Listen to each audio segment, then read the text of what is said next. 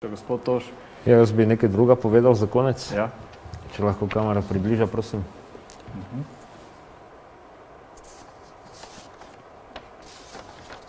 Tole. In da se zdaj navežem na žrtve. Odilo Globočnik, ki je krvnik milijonov ljudi, ima danes svoj grob, ga nekdo ureja, izgleda kot običajen.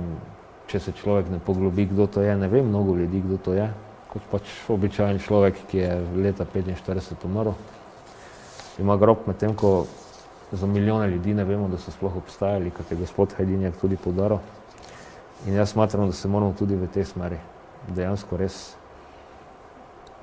jim izkazati spoštovanje ljudem, ki so bili nedolžne žrtve največje morije v zgodovini človeštva. In kot Slovenci se pa moramo s tem fenomenom Globočnika poglobljeno ukvarjati, da bomo razumeli tudi del